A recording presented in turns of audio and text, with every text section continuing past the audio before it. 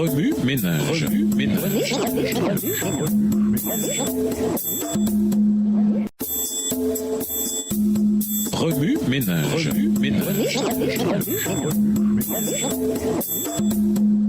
Bienvenue à votre émission Remue ménage. Voilà la leçon de dimanche, un test de foi.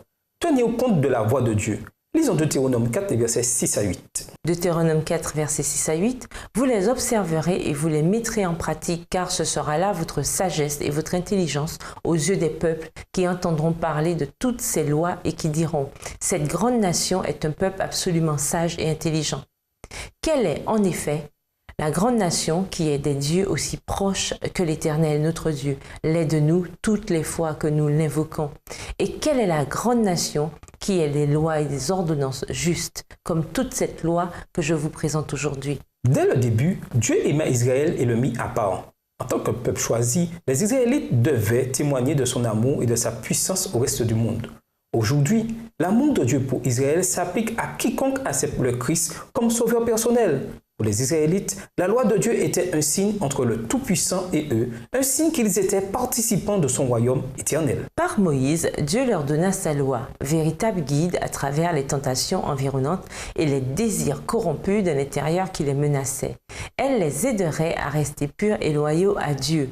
Des années plus tard, la foi de ceux qui furent emmenés captifs à Babylone fut mise à rude épreuve. Dans ce monde où l'idolâtrie prévalait, se conformerait-il aux us et coutumes des rois mondains ou obéirait-il aux instructions du vrai Dieu? L'histoire de Daniel et de ses trois compagnons hébreux nous enseigne ce qu'est la foi d'un chrétien éprouvé. Lorsqu'on leur demanda de se soumettre aux caprices de dirigeants humains, Daniel et ses compagnons tinrent ferme pour leur foi et la défendirent à tout prix. Aujourd'hui, nous avons, à l'instar des Israélites, une alliance avec Dieu. Dieu s'attend à ce que nous suivions ses instructions telles qu'elles sont consignées dans la Bible. C'est notre degré de fidélité envers lui et ses lois qui déterminera la vie éternelle ou la mort éternelle. À Dieu soit la gloire. Lisons Galates 6, verset 14. Galates 6, verset 14. Pour ce qui me concerne, loin de moi la pensée de me glorifier d'autre chose que de la croix de notre Seigneur Jésus-Christ, par qui le monde est crucifié pour moi, comme je le suis pour le monde. Dans le Nouveau Testament, Paul atteste qu'il ne se glorifie pas des hommes, ni de ce qu'ils font, ni de sa propre personne. L'apôtre attribue ses accomplissements et ses réussites à une puissance supérieure. Il choisit de se glorifier en Christ. Tandis que de nombreuses personnes ne reconnaissent pas le Christ, Paul choisit de se glorifier en Jésus et est bien déterminé à le connaître davantage. Philippiens 3, verset 8. De plus, il entreprend un voyage de centaines de kilomètres pour faire connaître Dieu à ses semblables. Il s'intéresse au salut que la mort du Christ sur la croix apporte à l'humanité. La mort du Christ, en effet, lui procure la paix, le pardon, la justice et la gloire éternelle. La doctrine de la grâce d'un Christ crucifié lui enseigna à rejeter les richesses, les honneurs, les plaisirs, les profits et l'approbation du monde.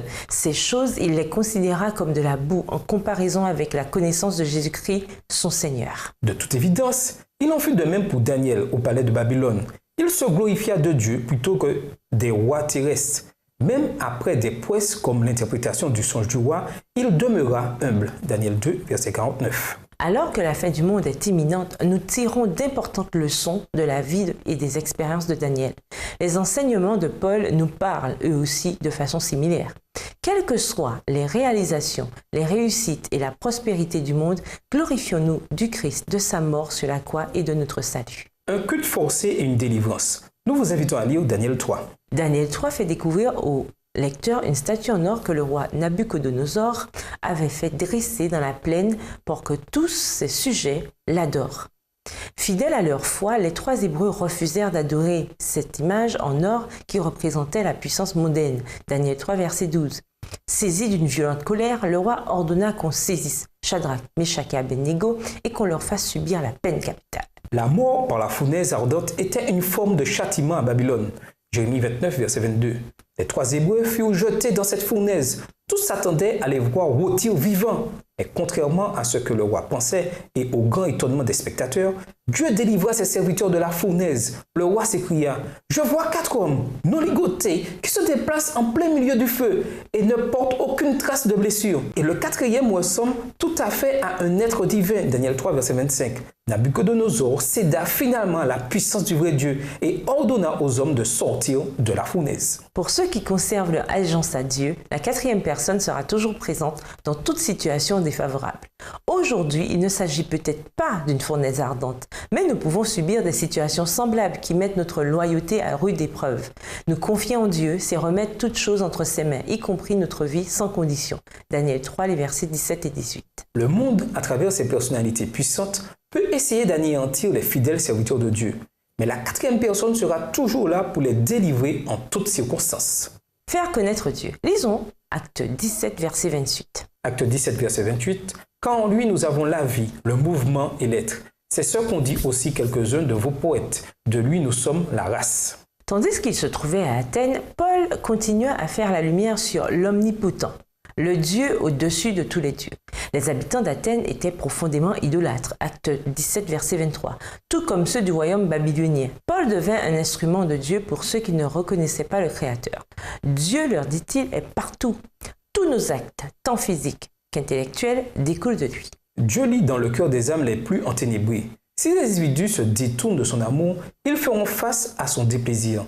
Si nous nous détournons de nos péchés, nous rencontrerons encore et toujours un Dieu rempli d'amour, un Dieu qui pardonne. La compréhension que Dieu est notre Créateur implique que nous ne possédons rien que nous puissions appeler nôtre. Prétendre que tout don de Dieu est nôtre, c'est dérober Dieu. Combien plus saint, plus profond, plus béni et rempli d'amour est-il de prendre chaque respiration de notre vie en lui, de graviter autour de lui en tant que centre de notre être, qui nous donne la puissance de nous mouvoir. Premier ménage, quels sont les avantages d'obéir aux instructions divines? Quelles sont les conséquences de céder à la pression du monde? Au revoir. Et à demain si Dieu veut. Remue ménage. Remue ménage.